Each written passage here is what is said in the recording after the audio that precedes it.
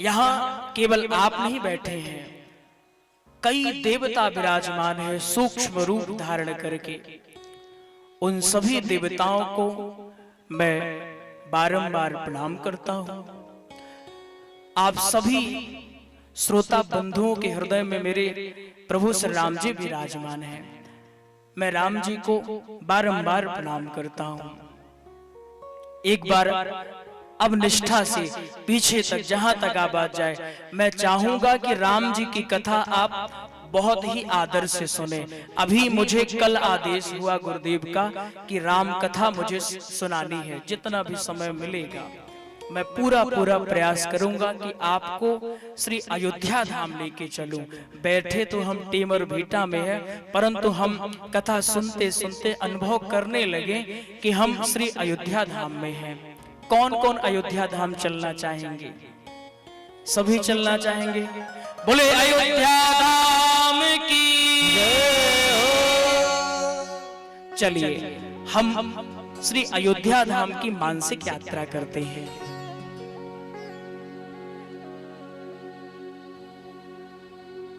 राम जी जिस प्रकार के हैं उसी के आधार पर उनका गुण भी है। गोस्वामी तुलसीदास जी कहते हैं, मंगल भवन अमंगल हारी, द्रवहु सुदशरथ अजेर बिहारी। राम जी कैसे हैं? राम जी करुणामयी हैं, अकारण करुणा बरमाले हैं। न जाने कब कौन से गुण पर रीझ जाए वो ये कोई नहीं कह सकता है। ऐसे प्रभु श्री राम जी के चरणों में हम निवेदन अर्पित करें कि प्रभु हमारा मन लगाए रहना। बहुत सारे ऐसे लोग हैं, कल आपने कथा में सुना था, सब कुछ है परंतु शांति नहीं है। हर चीज है। अभी हमारी कथा सिकोहाबाद में होने वाली है फरवरी में, वहां से राम कथा है। बहुत प्रतिष्ठित व्यक्ति है, परंतु उन्होंने कहा महाराज जी हम जीवन व्यतीत हो गया, धन तो खूब कमाए, लेकिन कभी ऐसा दिन नहीं आया कि भगवान की कथा सुन सके। यह परम सौभाग्य की बात है कि हम सभी के बीच में एक तरफ यज्ञ भगवान और दूसरी तरफ भगवान श्री राघवेंद्र की कथा चलेगी। आज से आप लोगों के ऊपर कार्यभार भी बढ़ने वाला है। राम कथा केवल सुनने से काम नहीं चलता है।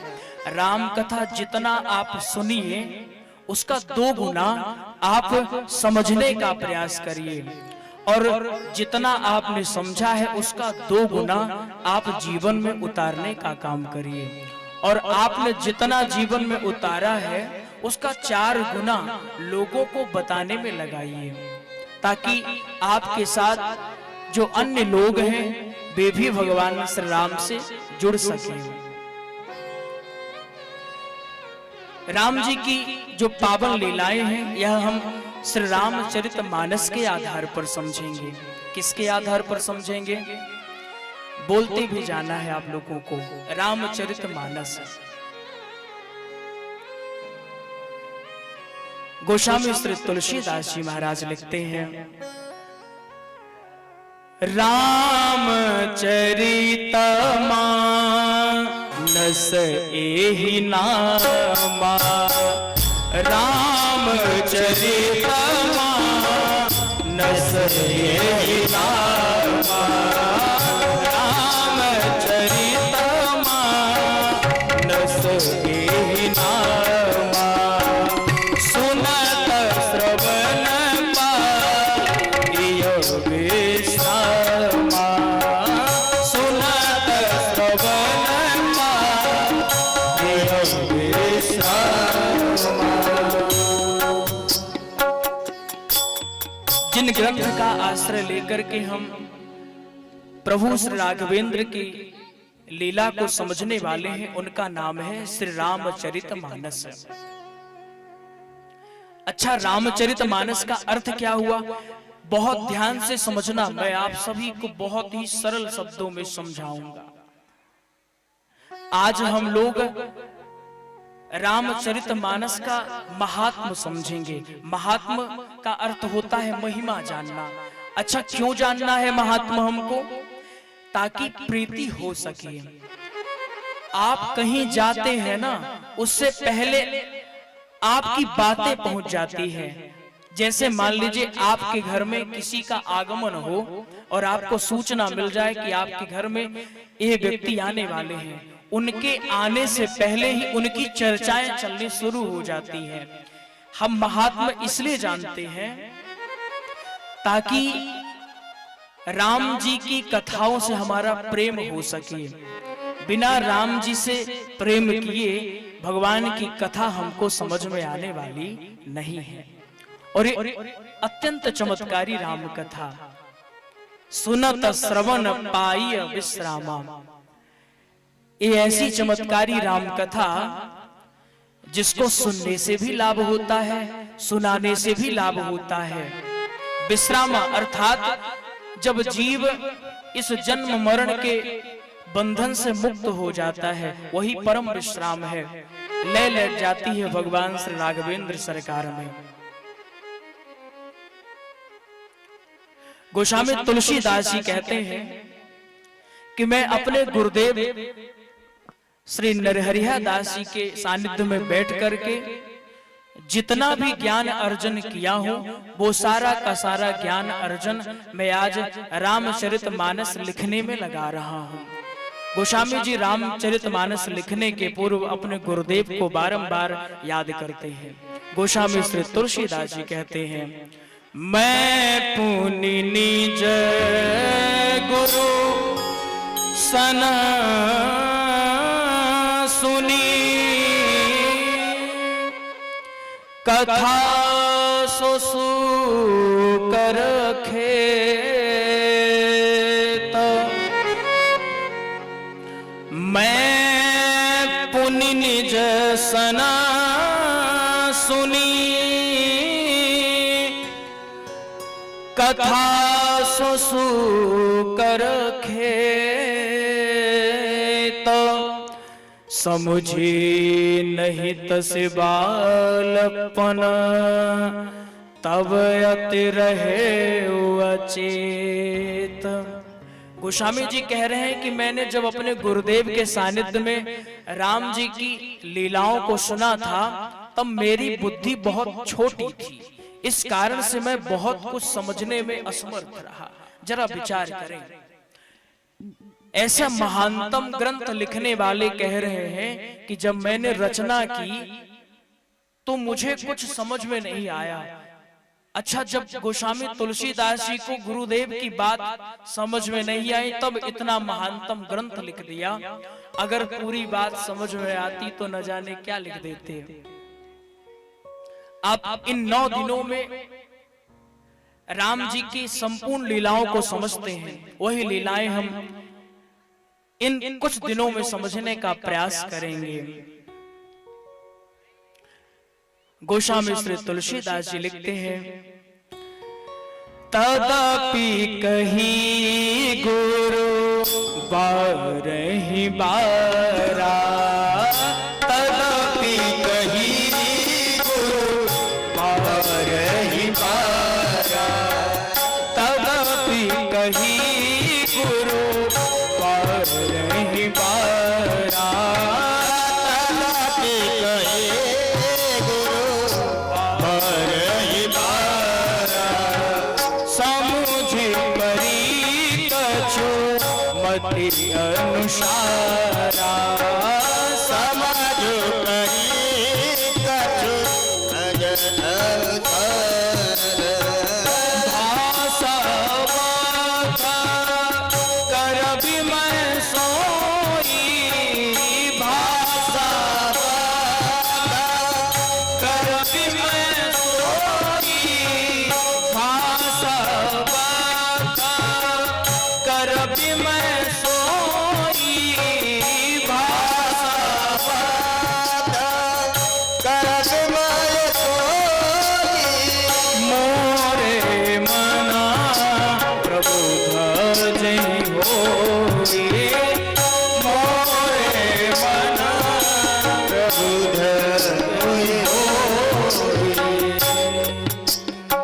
गोस्वामी जी कहते हैं कि मैं गुरुदेव से कथा तो सुन लिया, लेकिन बुद्धि कमजोर होने के कारण मुझे कुछ समझ में नहीं आया।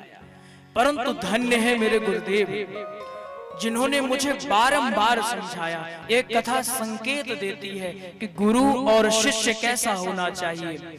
एक और शिष्य क्या कह रहा है कि जो कुछ मैंने किया है इसमें मैं केवल निमित्त मात्र हूं। एक कथा कहती है कि जीवन में जो कुछ आप कर रहे हैं तो ये सदैव ख्याल रहे कि ये मैं कर नहीं रहा हूं, करने कराने वाले तो हमारे रघुनाथ जी हैं। और गुरु को भी कैसा होना चाहिए, गुरु को भी ठीक वैसा होना चाहिए कि भले ही चेला समझ में उसको आए न आए, लेकिन उसको तब तक समझाओ जब तक वो समझ न पड़े। चेला अगर बना लिया, हमारे गुरुदेव कहते हैं कि बेटा गुरु बनाने के पहले 1000 बार सोचो, हो सके तो 1,00,000 बार सोच लो, लेकिन जब एक बार बना लिया ना तो फिर कभी भी ये मत सोचो कि गुरुदेव जो कह रहे हैं वो सही है या गलत है। गुरुदेव के वाक्यों में तनिक भी संदेह ना करो। और गुरुदेव को भी कैसा भाव रखना चाहिए कि एक बार कोई हमारे पीछे लग गया, हमको अपना मानने लगा, तो फिर उसका साथ कभी जीवन में छोड़ना नहीं है। एक कथा कहती है कि किसी भी स्थिति में हमें भगवान के ऊपर भरोसा कभी भी अपना अस्थिर नहीं करना चाहिए। हमारा भरोसा जैसे ही डिगा तो मान के चलिए वैसे ही काल का प्रहार हमारे ऊपर चलना शुरू हो जाएगा। जो कुछ हमको प्राप्त है उसी को पर्याप्त मान के चलें। एक संत जी कहते थे, जो कुछ दे रहे हो वही लिए जा रहा हूं।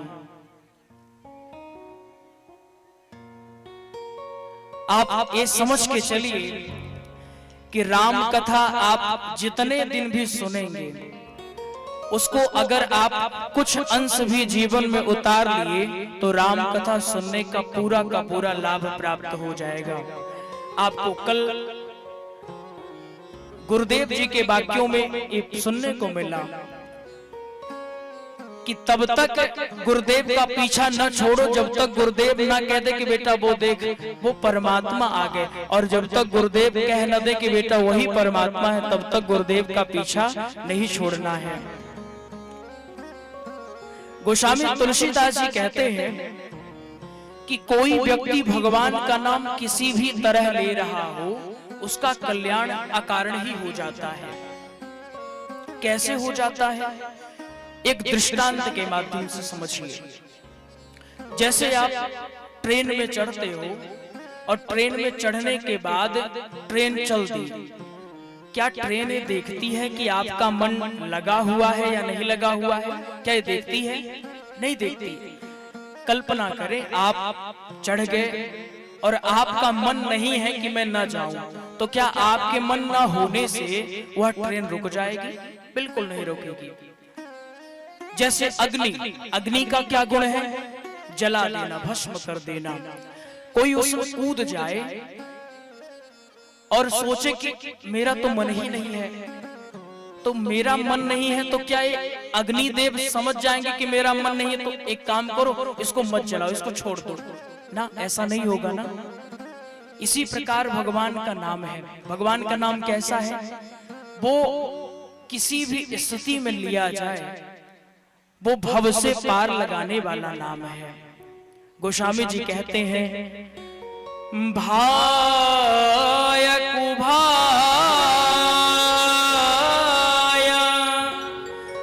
अनख आलसा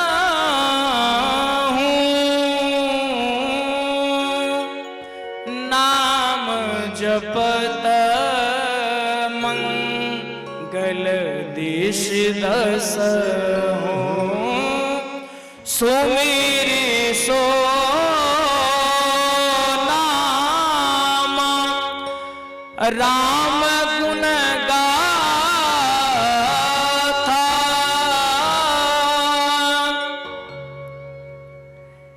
करो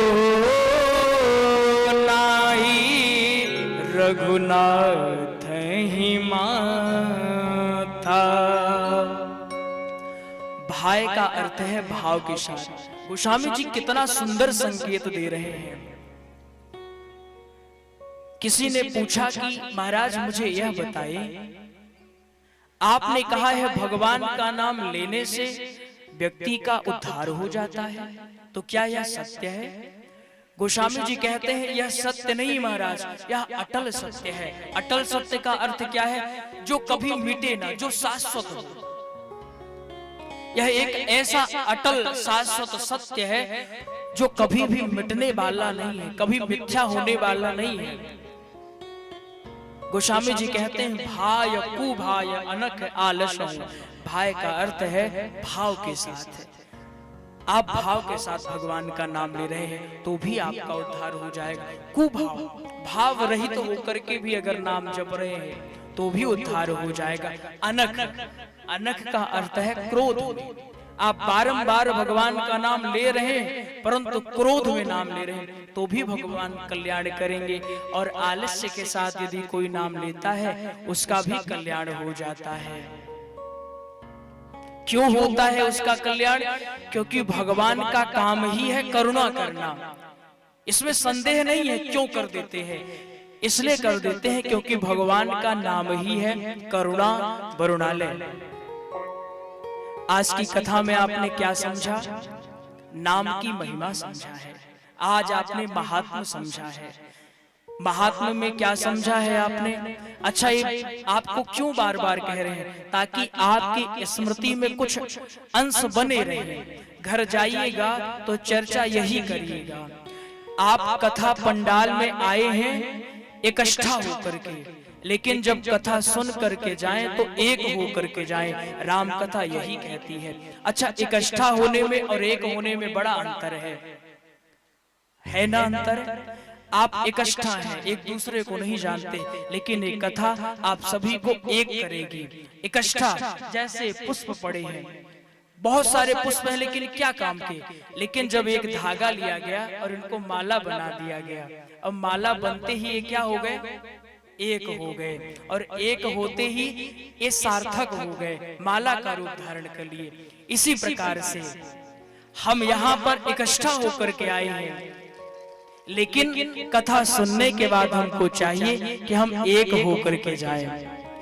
आइए अपनी वाणी को हम यहीं पर विराम देंगे क्योंकि महाराज जी भी यहीं पर विराजमान हैं।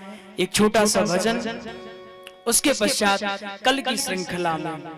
अब कल की श्रृंखला कैसी होगी ये आप पर निर्भर करता है। अगर आप लोग आज की कथा को कुछ भी अपने पटल पर लेकर के जाते हैं तो कल की कथा और भी शानदार होगी। भुला देंगे तो फिर करेंगे तो, लेकिन वो भाव नहीं आएगा।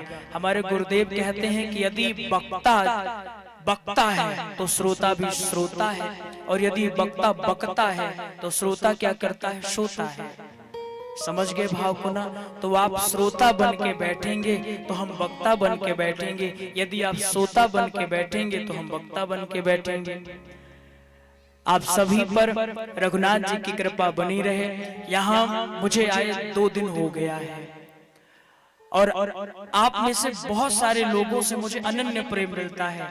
मैं कल बैठा था किसी के यहाँ और वो मुझे परसों से ही जानते रहे। माता जी के घर में हम रुके हुए हैं। अद्भुत स्नेह मिलता है मुझे, और ये स्नेह मुझे ऐसा आभास दिलाता है कि जैसे मुझे यहाँ लोग बरसों से जानते हो, कोई बरसों की रिश्तेदारी हो। ऐसी बरसों की रिश्तेदारी होती है जहाँ उन्हें कोई स्नेह प्राप्त होता है। तो इस दास को आप सभी का स्नेह प्राप्त हो रहा है, यह परम सौभाग्य की बात है। ये रघुनाथ जी की कृपा का विषय है। मैं कुछ कह नहीं रहा हूँ, ये गुरुदेव का प्रसाद स्वरूप आप सबको मिल रहा है। गुरुदेव अगर मुझे इस योग्य न बनाते तो मैं संभवतः आपके समक्ष कुछ न कह पाता। एक भाव जीवन में बना के रखें, एक भाव जीवन में बना के रखें कि आप जो कुछ मुझे दे रहे हो ना वही पर्याप्त है प्रभु, अधिक कुछ चाहिए नहीं, क्योंकि आप मुझसे ज्यादा जानते हो ना।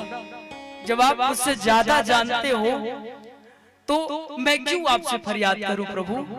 जो आप करोगे वही सबसे योग्य होगा। मैं उसमें अपना कोई हस्तक्षेप नहीं करूंगा। एक भाव रखें,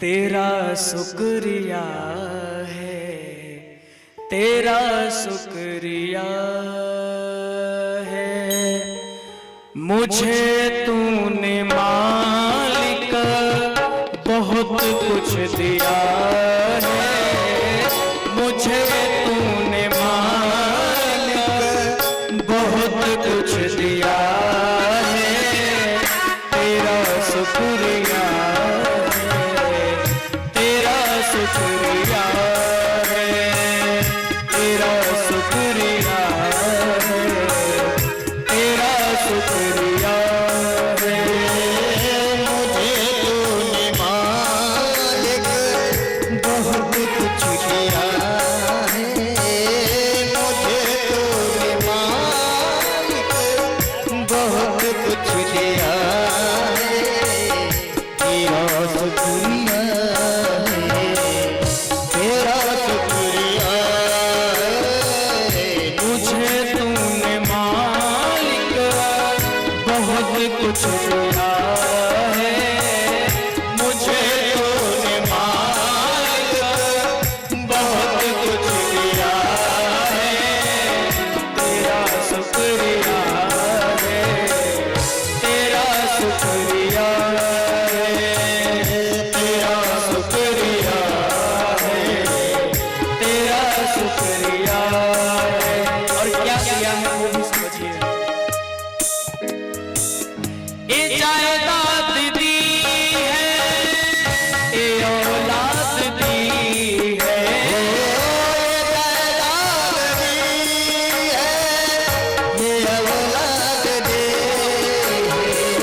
ये जायदाद दी है, औलाद दी है,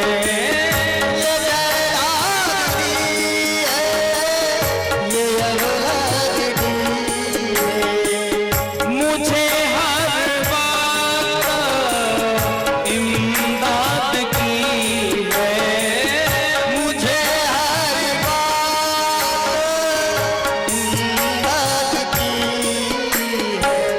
ये जायदाद दी है, ये औलाद दी है, मुसीबत में हर वक्त इमदाद की है, मुसीबत में हर वक्त इमदाद की है, तेरा ही दिया मैंने खाया पिया है, तेरा ही दिया मैंने खाया पिया है, तेरा शुक्रिया है, तेरा शुक्रिया है, तेरा शुक्रिया है, तेरा शुक्रिया है। और लिखने वाले कह रहे हैं, सदैव ख्याल ये रहे कि मैं करता धरता नहीं, करता धरता ये है। जब ये भाव आ जाए, और भाव कैसे आए, न मिलती अगर हुई रात तेरी, न मिलती अगर हुई रात तेरी, न मिलती अगर हुई रात तेरी, न मिलती अगर हुई रात तेरी, तो क्या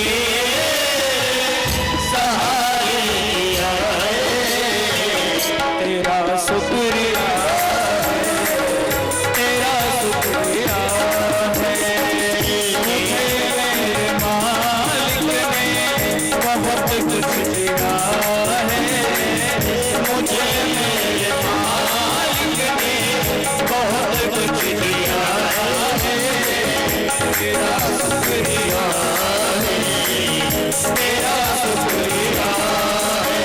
मुझे तूने मालिक बहुत कुछ दिया है, तेरा शुक्रिया तेरा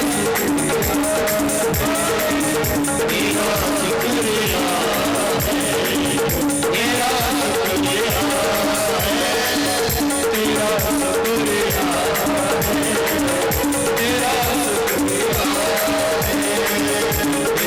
शुक्रिया तेरा शुक्रिया तेरा मुझे तूने मालिक बहुत कुछ दिया है, तेरा शुक्रिया है, तेरा शुक्रिया है। बोले श्यावर रामचंद्र भगवान